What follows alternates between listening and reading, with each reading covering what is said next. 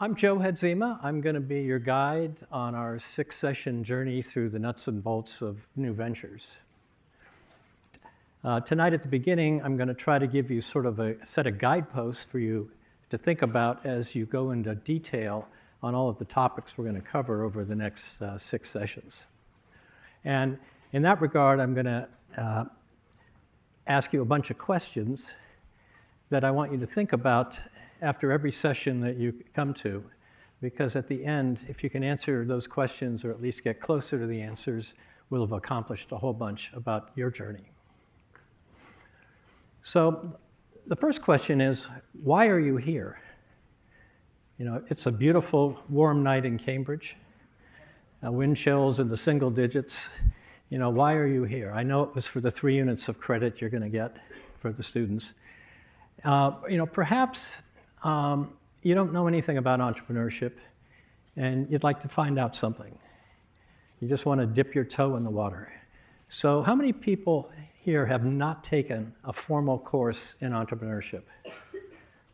Okay, there you go. All right, including Bob back there. So we're going to hopefully, so this is a great environment for that. It's a 2-week period during January where you don't have a lot of other distractions. And hopefully we'll cover a lot of the things that will tell you a lot about entrepreneurship. Maybe you see something that sucks and you want to make it better. Anybody have that? Okay, good. Well, another student who had that was somebody who was taking a bus back from New York City after Thanksgiving back to campus, and he forgot his USB drive and he couldn't get his files. And he said, you know, I wasted the whole trip.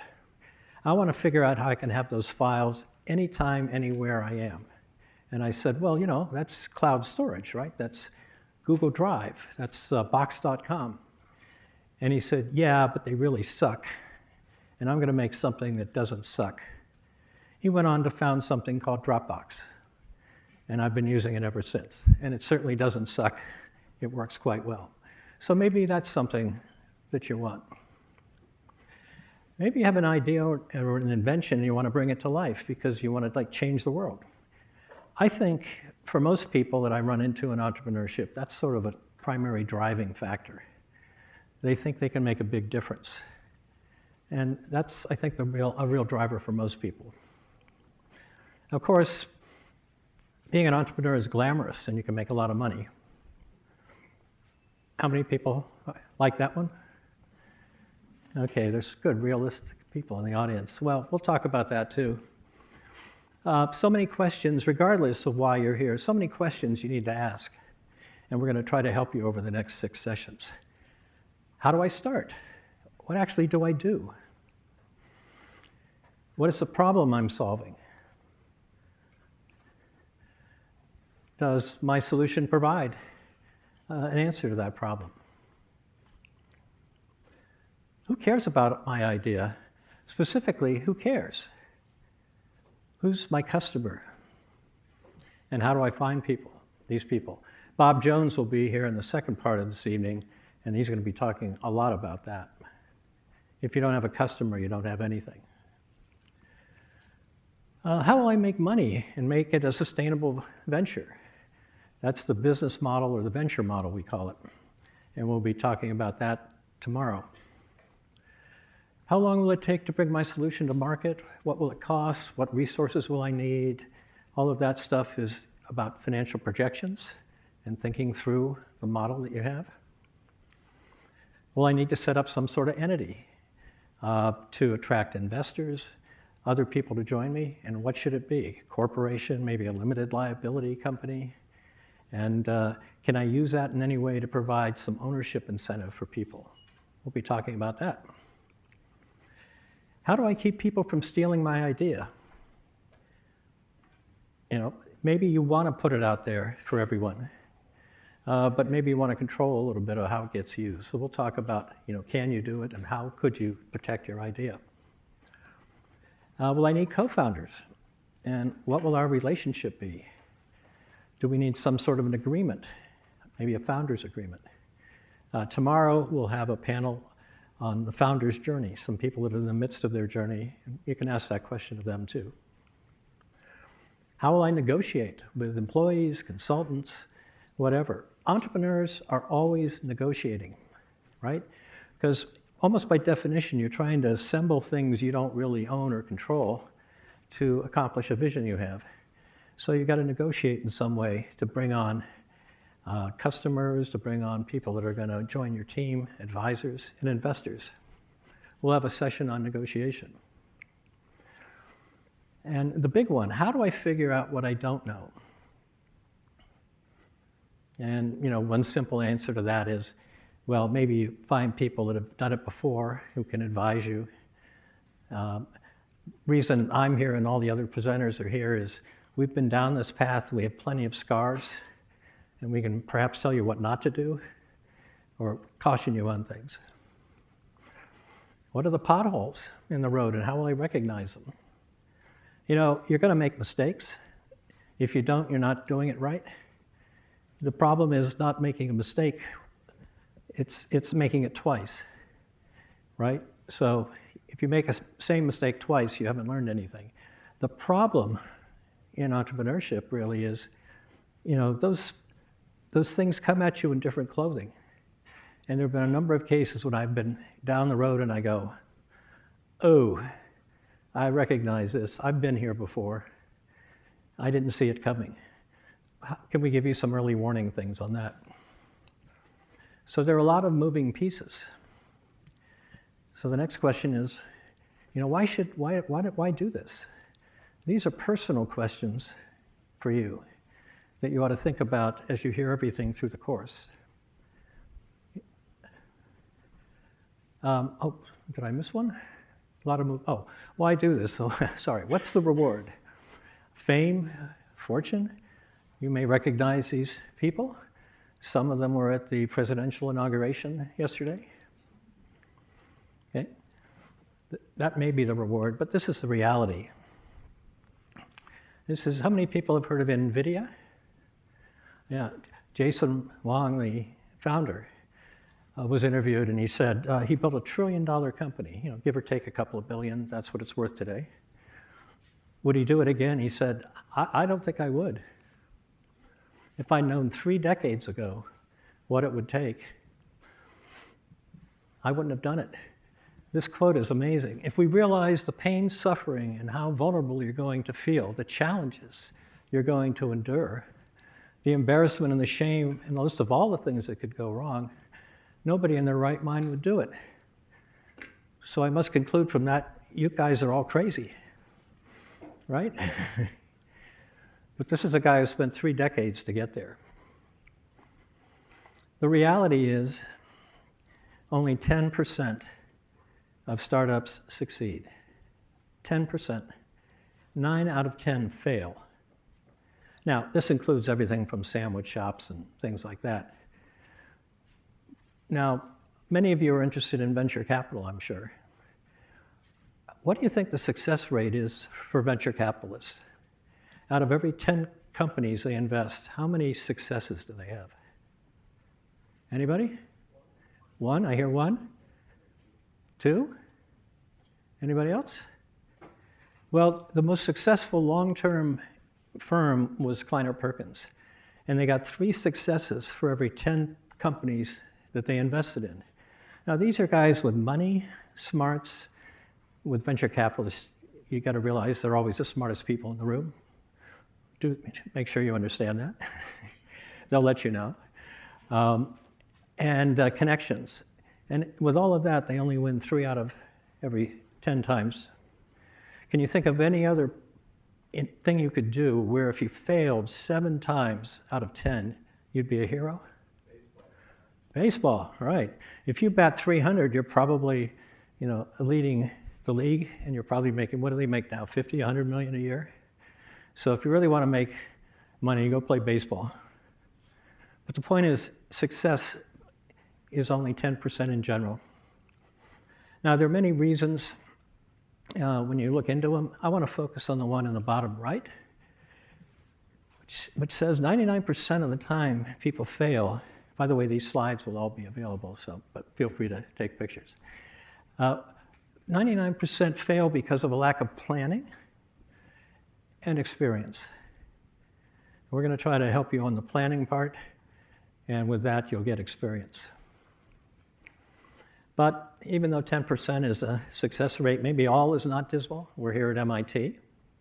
The Kaufman Report, MIT is known for entrepreneurship around the world. The Kaufman Report in 2009 studied the roughly 26,000 active companies that were founded by MIT alum or faculty. And now that's out of 120,000 living alums at the time. So that's like one of every 5 that were out there. These companies employed 3.3 million people. They had annual revenues of $2 trillion a year. And if you put them together as a single country, it would be the 11th largest economy in the world. Now, does that mean we're better at success here? I don't know, but it might mean that when we do succeed, there are much bigger successes.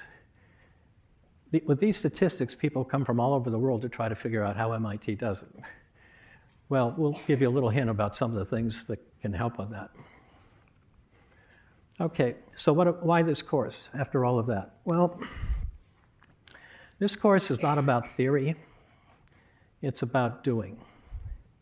The people that are going to be talking to you are not academics studying entrepreneurship. Every single one of them either are actively doing or have done what they're going to talk about. And it goes back to sort of the beginning of the course. I was teaching a course which is now called Law for Entrepreneurs. And some students came up and said, you have some very practical things that you talk about. Could you do a course during January independent activities period on how to start a company? And I said, I'll think about it. Well, this is pre-internet, believe it or not. They went and somehow got the course in the catalog. And they called me up and said, we put it in the catalog and we dare you not to show up. I said, boy, that's pretty gutsy. I was a little annoyed at that. But then I said, there's something here. These are like customers. These are people that want what they think I can deliver to them. They actually want it. I'm not looking for them. They came to me. So how am I going to do that? I didn't have time to really plan anything out. So at the time, we had 4 nights. And I thought, well, what are sort of 2 things a night that we could talk about? And I got on the phone and I called people. And some I knew and some I knew all the people I called. Some of them I said, could you come and talk to a group of people at MIT, students, about whatever the topic is? And to make it easy, just come and say, I wish here are the 3 or 4 or 5, whatever things that I wish somebody had told me about the area that I'm going to talk about when I started up, and then we'll just open it up for questions. Now, about half the people that ended up showing that came to present, I didn't know personally, but I had people that I called and said, do you know anyone who can do this? And they've got to be able to, keep it simple. And then because I was worried that I was going to get all these, people in the audience, or these presenters to come, I said, I got to have some people in the audience. So I called everyone else I knew, and we packed a room with 120 people, and people were sitting in the aisles. And it was a real good lesson for me. It was a great success. And it was a real lesson, because what I did is I basically said, here's the goal, here's what we want to do. I found good people. I gave them an idea of what to talk about, or what I wanted them to talk about, and then I got out of the way. And they did a fantastic job. And we sort of refined that model over the years. So it's really about doing. We call it new ventures. It's planning and executing new ventures. That could be business. It could be nonprofit. It could even be government. One year, we had the US Mint show up for class. They were thinking of launching some new thing, and they wanted to come and see about new ventures. And by the way, it's the Sloan School of Management. It's not the Sloan School of Business, so it's in our DNA. Our goal is to increase the probability that you'll be in the 10%. That's what we're trying to do. Now, You have to recognize that entrepreneurship is a lifetime incurable disease. If you get it, you will have it for the rest of your life. Fortunately, it's not fatal in most cases. It's highly contagious and it's transformative. But what it really is also is a full contact sport. So it's, again, not about theory, it's about getting out there and doing things. And again, the people that are going to be talking are doing or have done what's involved. So let me give you an overview of the specifics we're going to cover and what you can learn during the 6 sessions. First, how to evaluate a venture from an impact and economic viewpoint. This is really a key thing. What is the scarcest resource you have? Time. And if you're planning to do a new venture, you saw that NVIDIA took 3 decades. You know, it's not going to be a 6-month thing. And if you're going to spend your time and effort working on something, you might think at the beginning, do I think this is going to work? Is this going to have impact?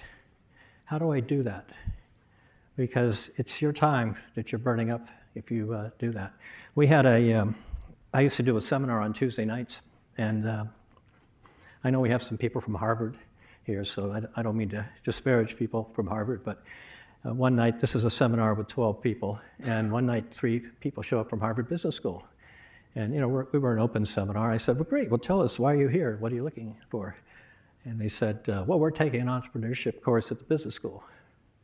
Okay, and we have to start a company. Excuse me? You have to start a company. Yeah, we got to start a company. Well, like, what is that? You got to learn how to incorporate? No, we actually have to start something. I said, that's really stupid. You know, if we spend 4 months with you looking at something and you realize this is something you shouldn't do, it means you're going to fail the course? And they said, I don't know. We're supposed to start a company. The point is, figuring out what to do and figuring out what not to do are a key part of entrepreneurship. Okay, so we're also going to figure out who's your customer. How do I get financial resources for the venture?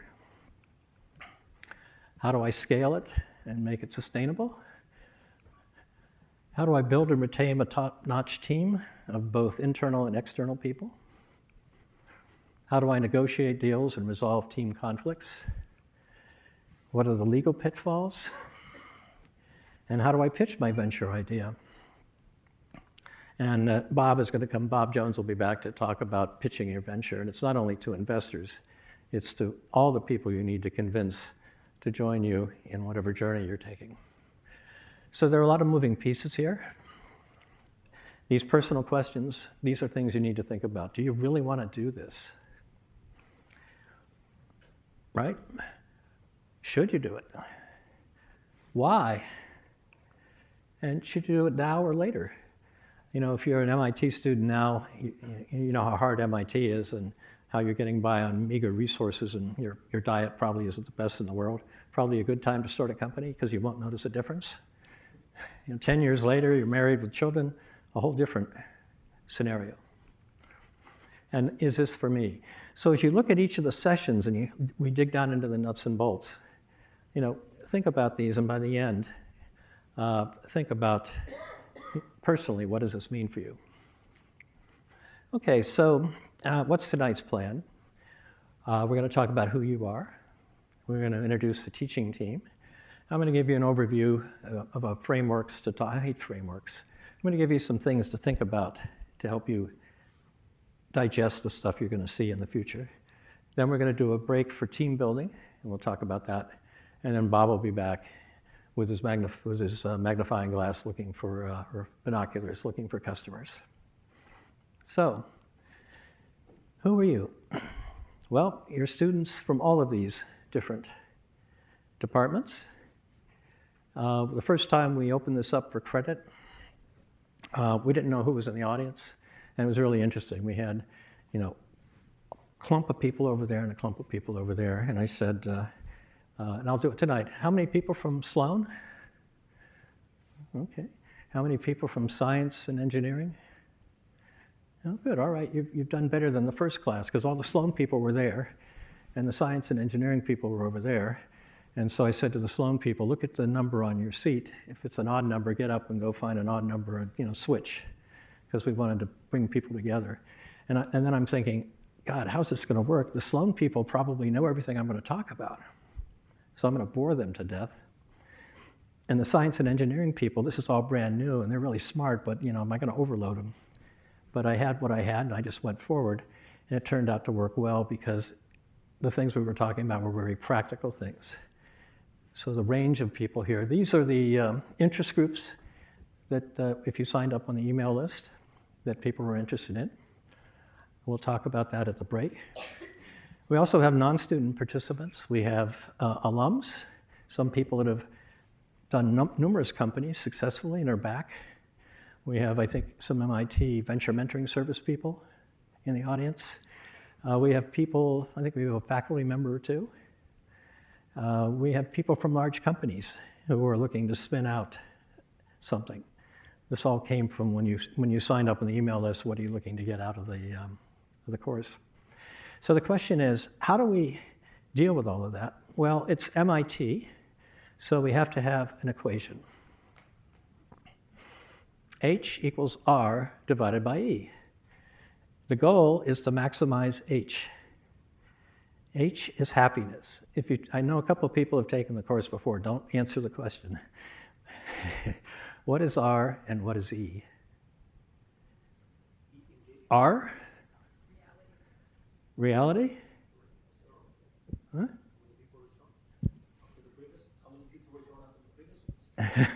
Okay.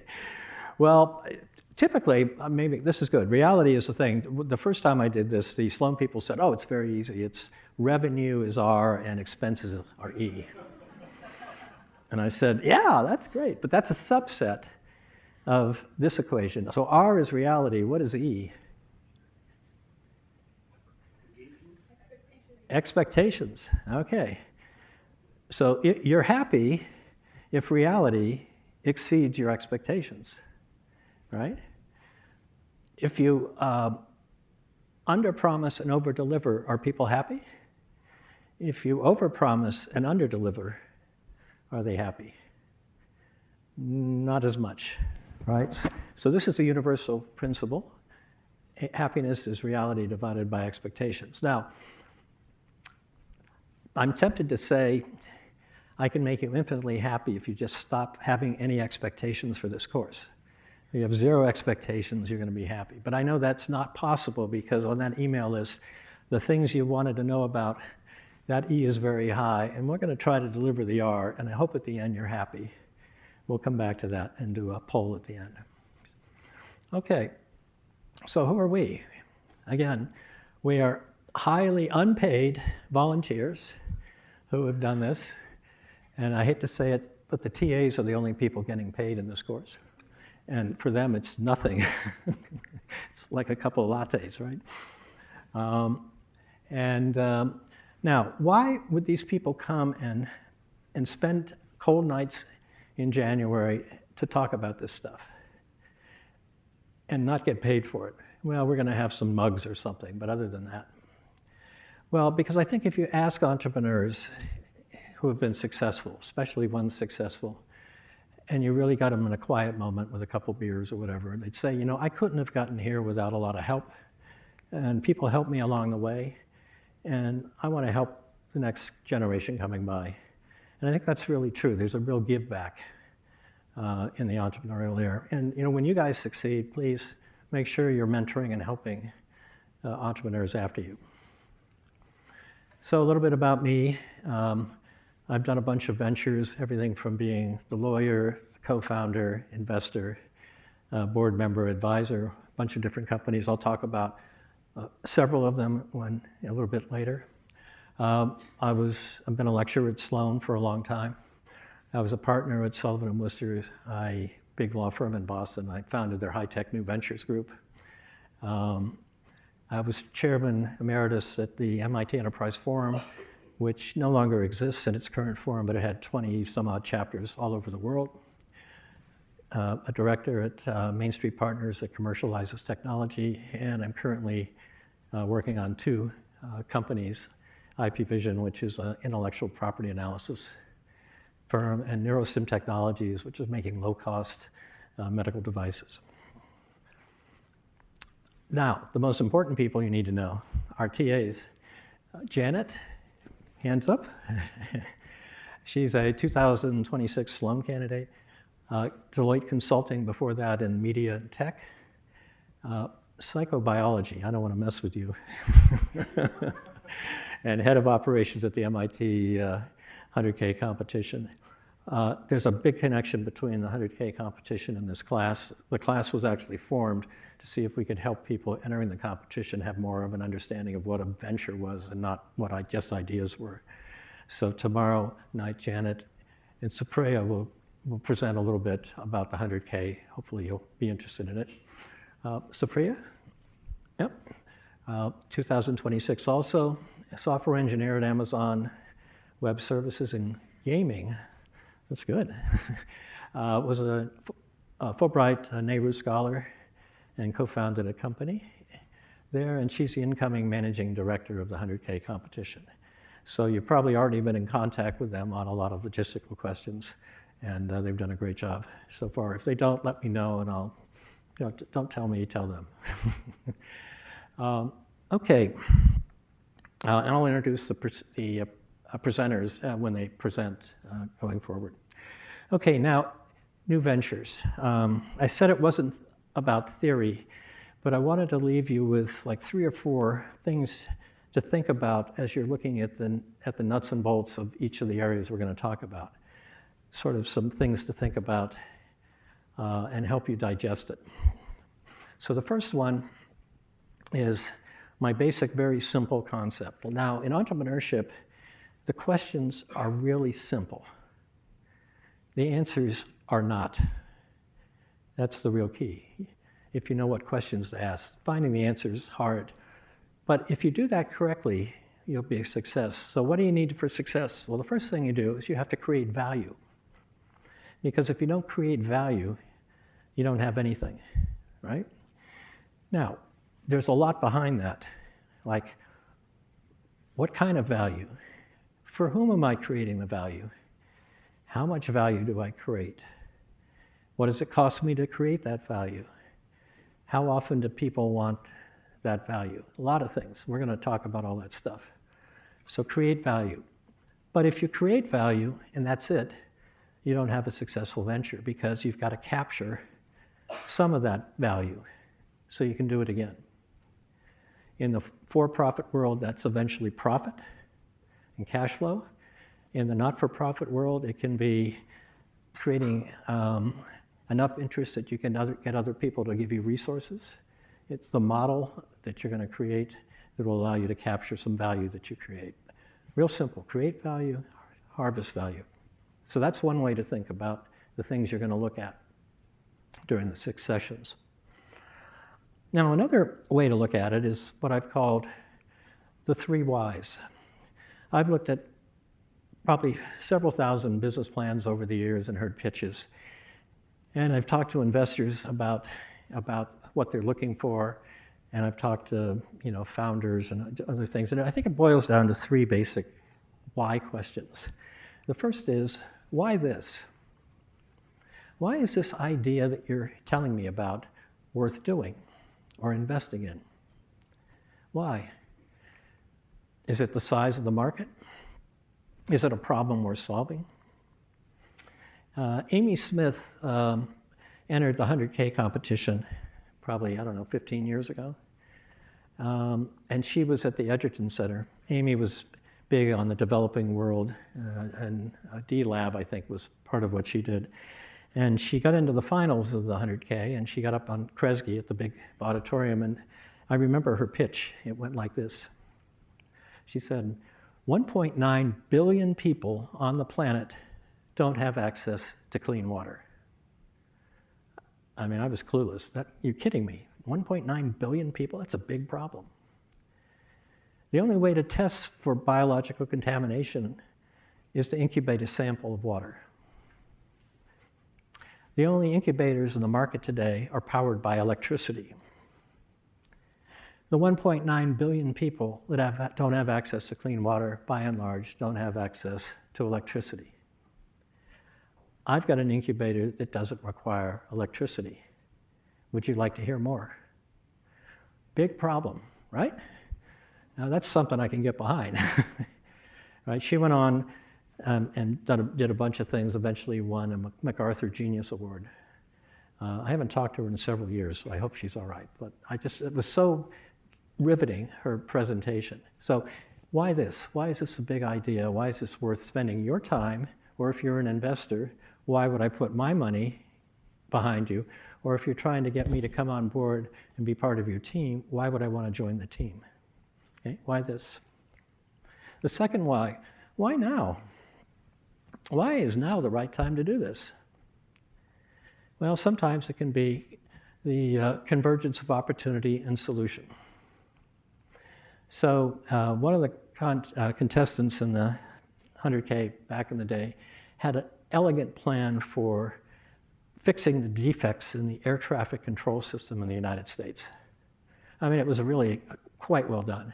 And the judges were there saying, well, that's all fine and good, but you know, you can't just fix part of it. You got to fix the whole system. And they looked at us and they said, well, didn't you know that the FAA has put out a request for proposal for a new air traffic control system? No, you didn't tell us that. Well, now we have a timing. Why now? Somebody wants this now and we've got the solution. If they had had that solution 5 years before or after the new system was put in place, even though it's a great idea, it may not be the right time to do it. So why this? Why now? The third why this team? Why do I think these people will win? Great idea, good timing. Why these people? Well, it could be prior experience, although that doesn't always count. There was a company back in my law days that I represented called Encore Computer. And Encore was founded by the technical founders of Digital Equipment Corporation, Prime Computer, and Data General. The three biggest mini computer companies at the time got together and they were going to make a new generation of computers. Prior experience, out of the park amount. Did it succeed? No. Bunch of issues there. But prior experience got them funded. But if you're a starting entrepreneur and you don't have prior experience, how do you show that this team is right? Well, it could be a compelling model you have. It could be the people you attract around you. Okay, so why now? Why this? Why now? Why this team? And then the fourth question that comes up, why won't this work? Now, salespeople will tell you when the prospect starts asking you a bunch of questions about, you know, the limits of the thing you're trying to sell, they know they've got you on a hook. Because you're interested, you're trying to test it out. So this fourth one is if you don't get through the first three, you won't get to the fourth. This is where you got to start thinking about what are the risks in what I'm doing, and how do I de-risk it? How do I anticipate things? What's my plan B? So that's another way to think about it. So we had the first concept, create value, capture value. The 3 why concepts for you to think about as you look at ventures. Now I'm going to do some lesson learned from things that I actually worked on that would hopefully give you some ideas about how to look at things. And there are 4 critical components that I've distilled from thinking about all the things I've worked on over the years. There are ideas. You need all of these components together. You need ideas. You need to be able to execute. You have to get the timing right, and you got to get the people right. And if you do all of that, that's probably your 10% success right there. And maybe it's bigger, but if you don't get all of those things aligned, you're going to have a hard time. So let's look at it in a little bit more detail. Ideas, you got to have something, but ideas are a dime a dozen. That's an expression people use. Around MIT, there are ideas all over the place. Everything from, genomics to AI to nanotechnology to latest drug type stuff. They're all over the place. The question is it a valuable idea or can it be made valuable? And the question is, to whom is this idea valuable?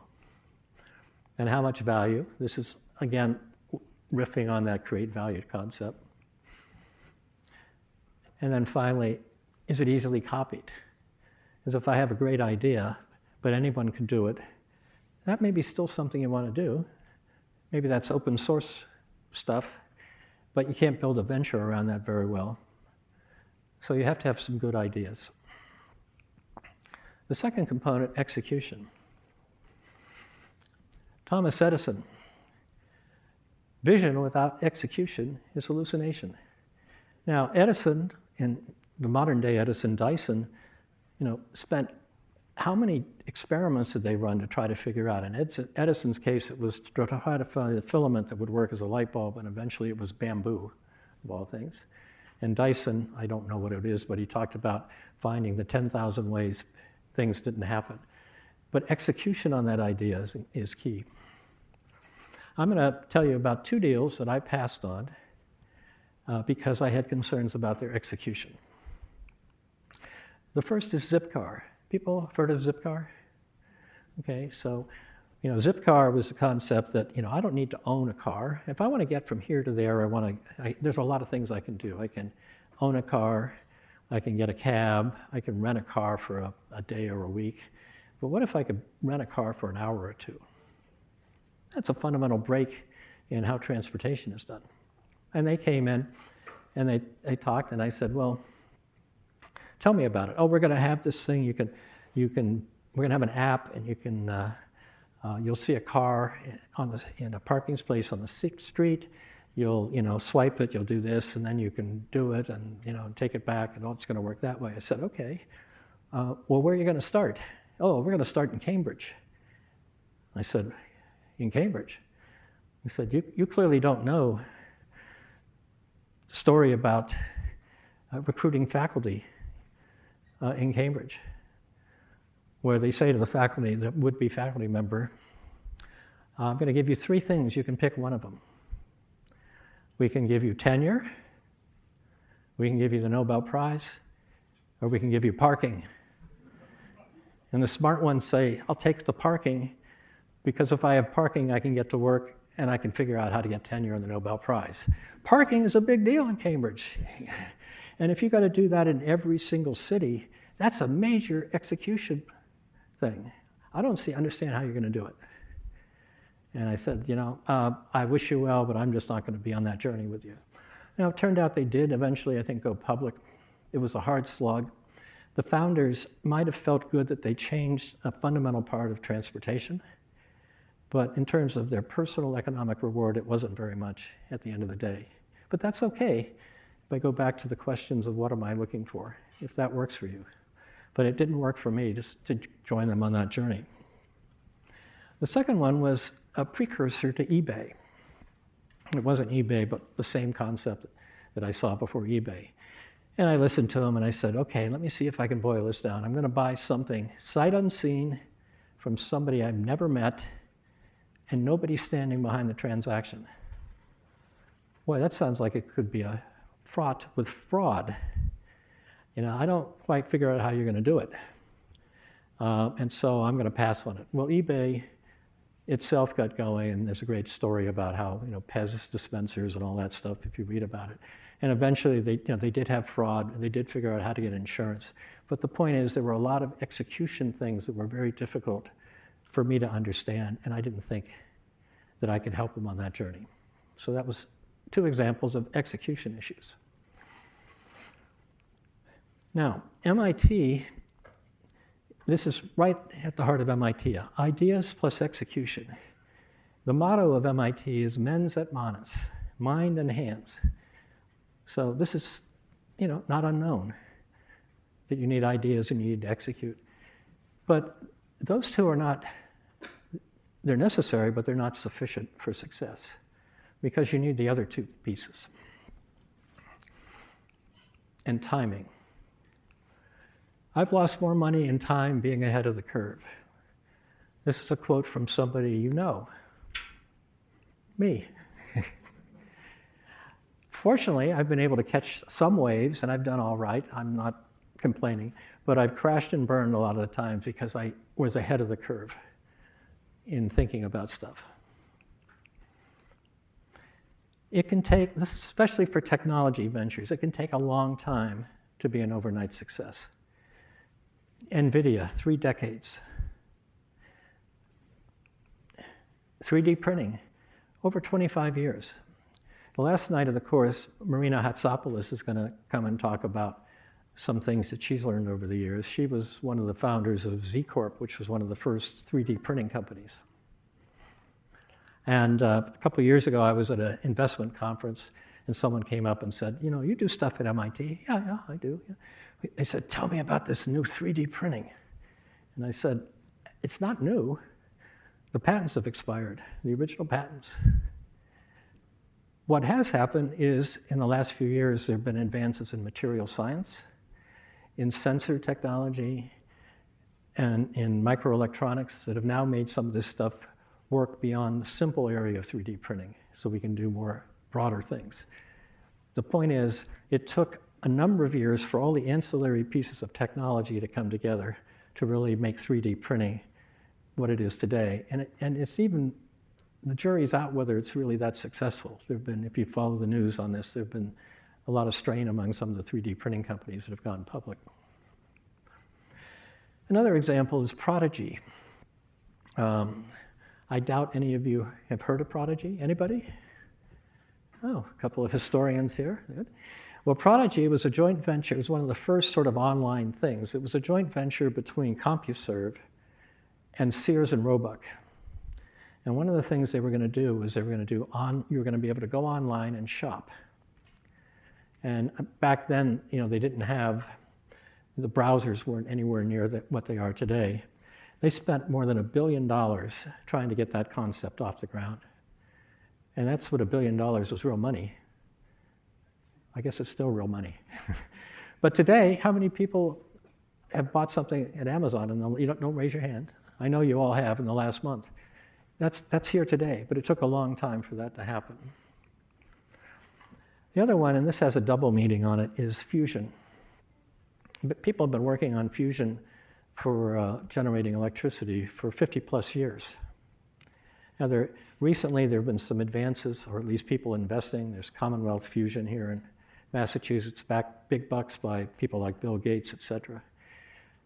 One of the problems with something like fusion, and I call it my fusion problem, is fusion doesn't work unless all of it works. You can't, it's not like 3D printing when you could make a little thing and do a little prototyping with a 3D printer. It either works or it doesn't. And if you're going down and looking at a venture that requires all of the pieces to come together, that's a risky proposition. And things like fusion, that's where the government long-term investment should be, you know, to provide the stability to build out those technologies. So timing is important. And then finally, people. People are the single biggest source of failure in most ventures, in my experience. It's a quote from Alice in Wonderland. One day Alice came to a fork in the road and saw a Cheshire cat in a tree. Which road do I take? She asked. Where do you want to go? Said the cat.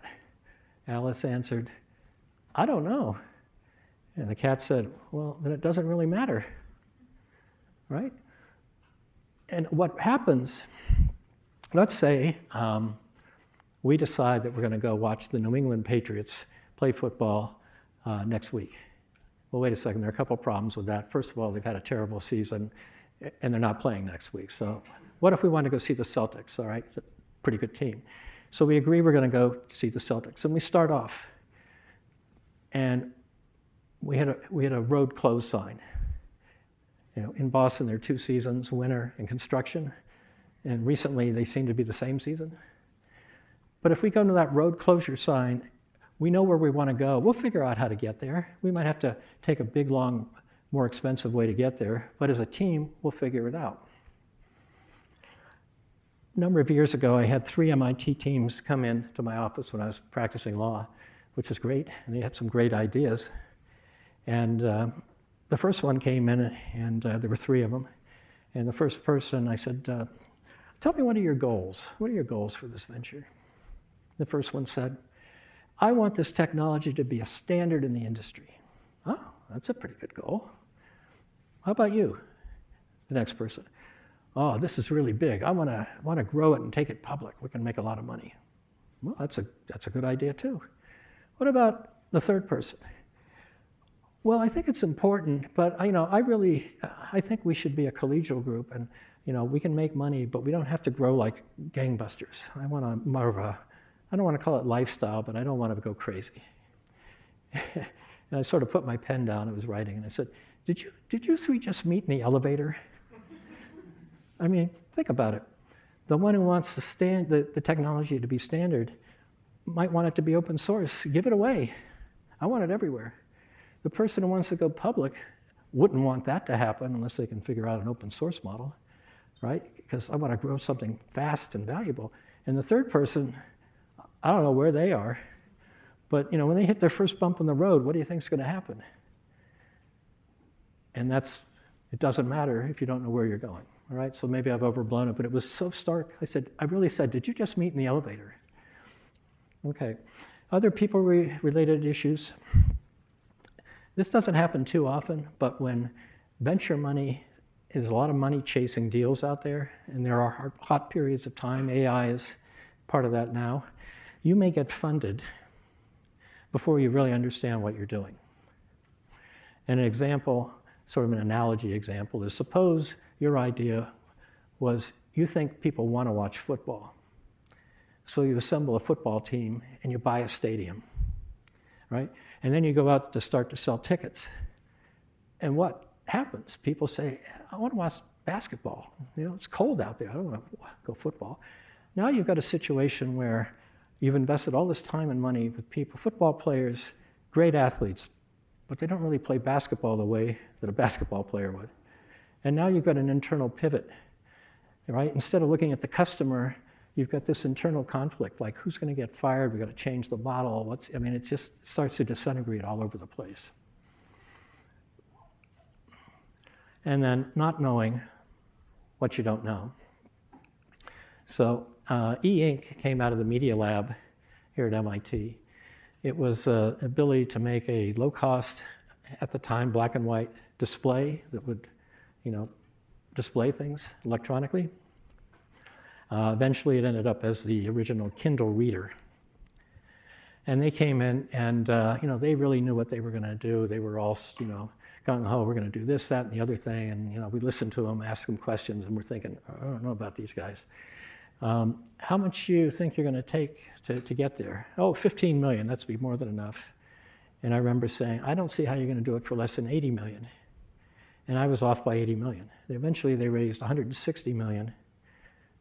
And they eventually got it out. But they were so sure they knew everything that they were doing, they didn't know what they didn't know. And again, we didn't want to partner up with people that don't know that they don't know stuff and want to learn about it. So now this is a curve graph. You'll see it later, maybe, this week.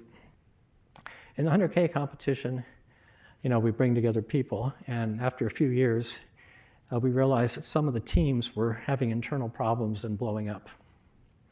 Then typically there would be a technical founder and then a business founder. And they would try to figure out what they're doing.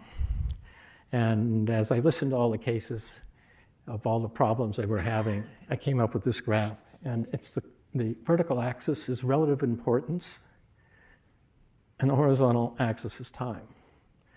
And if I have a technical founder whose idea it is, his or her idea, working maybe in the lab, working 60, 70, 80 hours a week, just like crazy. The business founder at the beginning, maybe working on another, regular job, working on this in the evenings and weekends, trying to figure out the market and all that stuff.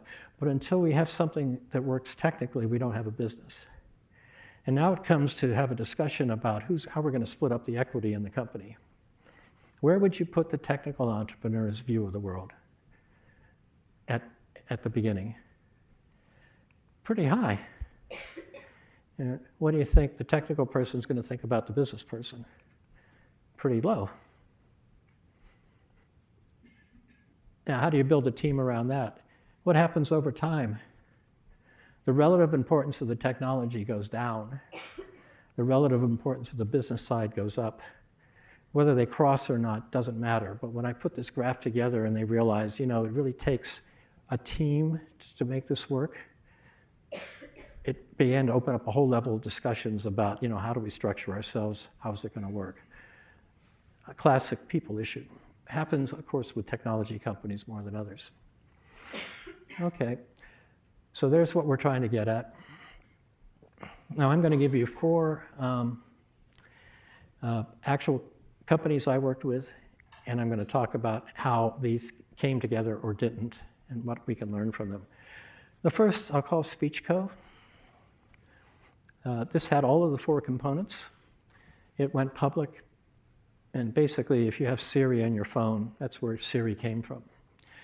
DARPA, the Defense Advanced Research Project Agency, had funded 4 or 5 universities across the US to do speech recognition and natural language processing. So speech recognition was, what words were said.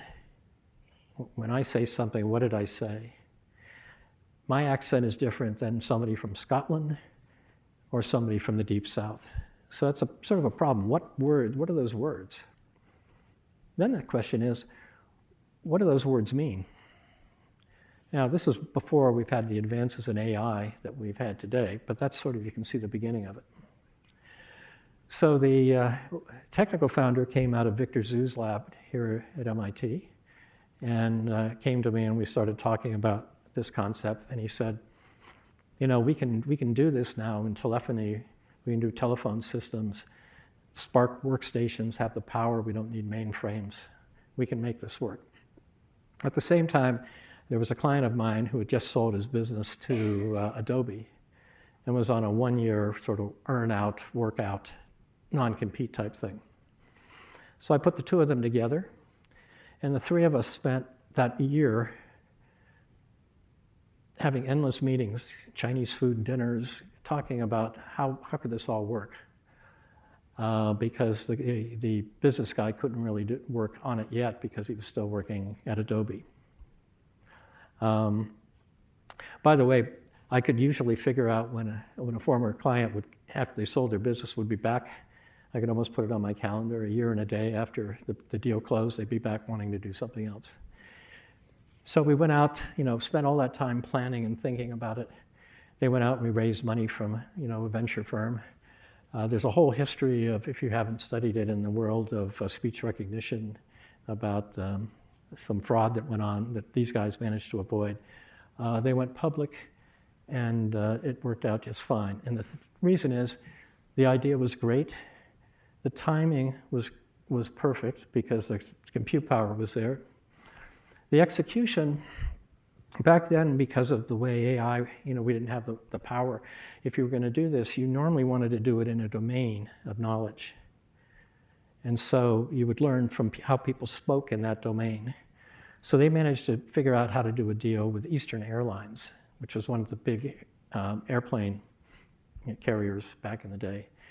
And Eastern thought this was great, that they could do online or over phone reservations, but they didn't want to expose their customers to it. So they said, "Can you do this for our flight crews?" So when you're a flight crew on a thing, you need to figure out how to shuttle back to your home or whatever. And so they set it up, and the flight crews were the ones that tested the system, and they learned the domain around it and how to deal with it. I need to be in Cleveland on Tuesday. Obviously they wanted to fly. They weren't going to be renting a car or something like that. So the execution was great, and the people, because of that year they spent getting to know each other, they worked very well together. So that was a success. The second one is also a success. I'll call it VideoCo, although I'm going to show you the name in a moment. This was somebody out of Sloan, technology out of the Media Lab. It was desktop video editing on the Macintosh computer. At the time, if you were going to do video editing, the equipment was like $1 million kind of equipment. Usually you'd go to a video editing studio and you'd spend a day there. And they said, you know, the technology is such now, even though the Mac wasn't the most powerful computer, that we can actually do video editing on a desktop machine. So the idea was good. The timing was good. The timing was good because of the technology was there. The execution had me worried at the beginning. So the name of the company, when they incorporated it, was Macromedia Business Applications Corporation. And in short order, they got a letter from Macromedia, a bigger company, saying, hey, wait a second, that's our name. And, you know, trademark infringement, we're going to get you and everything. And it turned out our guys used the term before Macromedia did. So Macromedia, the big company, said, well, can we buy out the name? So they said, here's $25,000. All you have to do is change the name of your company. Hey, good way, non-dilutive equity, non-equity funding. So I got the check. You know, all they have to do is file something at the state that says change the name to, you know, anything. And 2 weeks go by, and I'm calling. I said, what's wrong with you guys? Just give me any name. I don't care what. They said, well, you know, we found some really cheap space in Cambridge. Why don't you come over and, you know, we'll show you what we're doing. So I go over there, and they have a whiteboard covered with names. And I'm going, oh, God, these guys, they can't pick a name. How are they going to execute on anything? So what they did, eventually, this is the name that they came up with, Digital Video Applications Corp. And they shortened it to DIVA. 2 years later, the largest video editing company acquired them. The name of that company? Avid. Avid. Here's how Avid is spelled.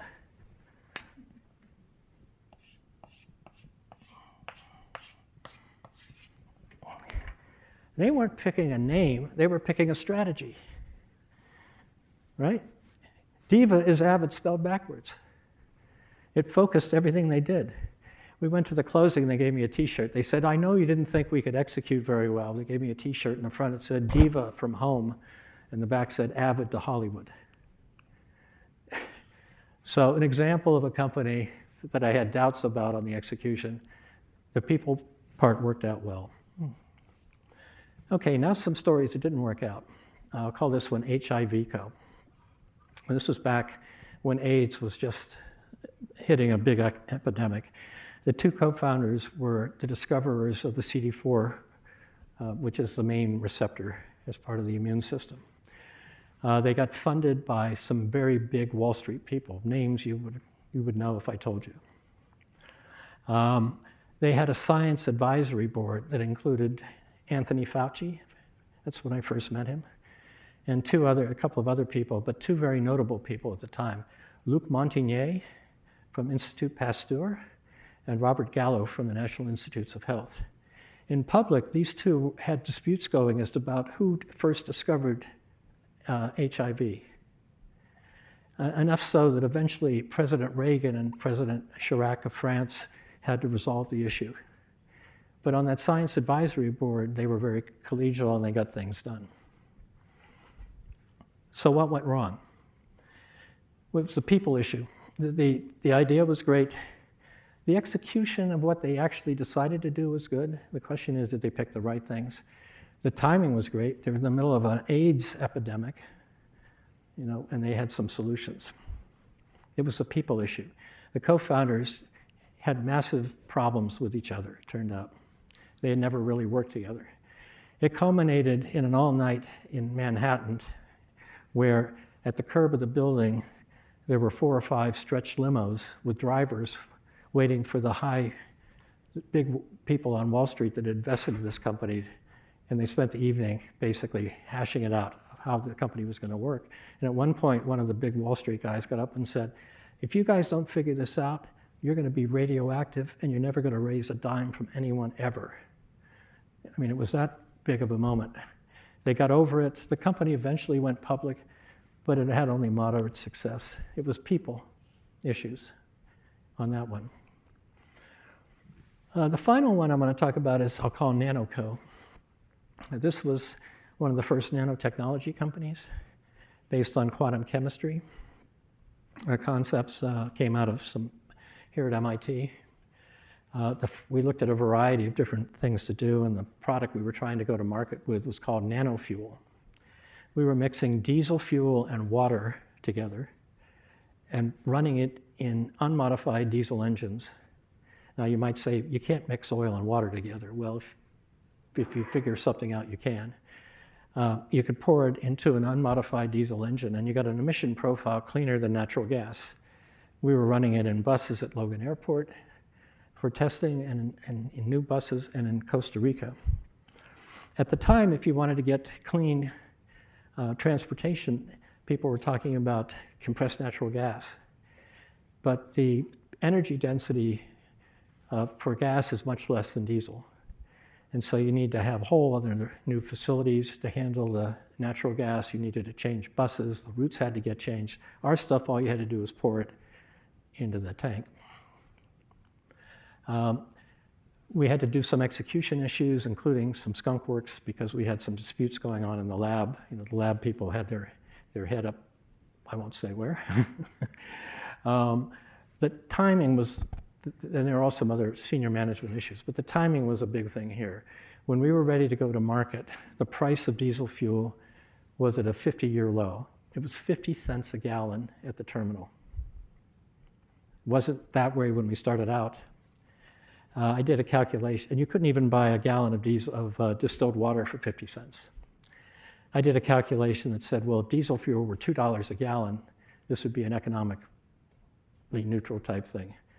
It just wasn't going to work at the time. The company went off and did some other things, but eventually it failed. And every time I get behind a big diesel truck or bus spewing fumes, it really annoys me that we had the solution, but we couldn't figure out how to bring that venture to market. So hopefully those are some ideas. This allows me to do one of the cheesiest animations you're going to see. There you go, success. Okay. All right, so if you get all these things right, you get the idea right, you get the execution, you get the timing and the people, you're going to have to convey that to people in some fashion. And so I want to spend just a couple of minutes talking about conveying ideas. One of the top level things you're going to want to do is come up with a mission statement or a vision, sometimes called the value proposition. Steve Blank out of Stanford, came up with this version of it. An example would be one sentence that says, we help X do Y by doing Z. Where X is your target audience, Y is the goal or problem that they need solved, and Z is how you do it. So an example here would be, we help people without 3D printers bring their ideas to life by providing a 3D printing services and a marketplace for 3D printed products. I think you can pretty much see what they're about as a business with that statement. Okay, so hopefully by the end of this course, if you're actually thinking about a venture, you might be able to do that with something you're working on, or you'll remember this when you're looking at other things. Now, any vision needs to be supported. This is my famous pyramid. I'm looking at Bob. At the top is the mission statement. Below that is the elevator pitch. So each of these sort of leads to the next. So an elevator pitch is something, the term came about back in the days when the venture capitalists lived in, their offices were in high-rise buildings, and you'd get in the elevator and somebody would turn to you and say, well, tell me what your guys are doing. And you had the time it took that elevator to go up to explain what it is. And the hope after that is they would say, well, come in and tell me more. Maybe come in or send me something. Do you have something you can send me, an executive summary? Something written that could tell me about it. And then maybe if I like that, I'll invite you in to do a pitch to really get into it more. So the mission statement is be a sentence or a paragraph. The elevator pitch, 30 seconds. When the VCs moved to low-rise buildings, it became harder. You had to do it quicker. The elevators were slower, but you still had time. Executive summary, 1, 2, 3, no more than 4 pages. And the pitch deck, this is Guy Kawasaki, 10, 20, 30. 10 slides, no more, not more than 20 minutes, and 30-point font on the slides. Okay, so all of that is sort of the sizzle. So underneath that, you need to understand all of these other things to support that distillation of what you're doing to the top. And the stuff we're going to go through each night are going to talk about all these different things down here to help you support the plan you come up with, the venture idea. Now, if you get the sizzle right, but you don't get the support right, you may end up like Theranos, Elizabeth Holmes, sentenced to prison, guilty on 4 of 11 charges. She promised all this stuff, and underneath there was nothing really there. This was fake it till you make it, which can work in some things, but this is medical devices. This is, blood testing, and if you didn't diagnose somebody, people could die. You don't want to end up here. So most of the people here are going to have the substance and have a hard time with the sizzle, but I got to caution you, sizzle without steak is an empty meal. So back to our H equals R divided by E. Well, I assumed that reality was a fixed constant, but people like Steve Jobs and maybe Elizabeth Holmes thought you can fake it till you make it because we can do a reality distortion field. I wouldn't recommend it. Does this make sense? Okay. All right, so some final thoughts. Vinod Khosla, a famous venture capitalist, invested in a company of a friend of mine. And my friend asked him, what advice do you have for us? And Vinod said, you'll face a dozen real challenges in developing the technology and venture, which is common to most ventures. 5 of these you'll be resourceful enough to figure out from friends, colleagues, etc. And 5 of them, you and your team are smart enough, you'll figure those out. My friend said, well, what about the other 2? And Vinod said, for those 2, you better get darn lucky. Well, luck favors the well-prepared, and we want you to be prepared. That's the goal in this course, again, to help you be in the part that succeeds. If you decide to do a venture, if you look at something and decide it's not for you, that's success also, because you go find another one. So with that, that's my overview of new ventures. We're going to do a break here, a little early for team building. Around the room, we've put on the walls different interest groups that you identified when you were signing up for the course. I'm going to suggest you go, if you're interested in that, just go stand there, meet somebody, and see if you have some interest. And we'll come back in 10 or 15 minutes, and we'll talk about course logistics and finding your customers. We also have a WhatsApp group that our TAs put together, where you can actually sign up to a WhatsApp group on one of these interest things. So we're at about 7:10. Why don't we come back at about 7:25, and we'll do the second. We'll talk about the course logistics, and then we'll have Bob come in and talk about customers.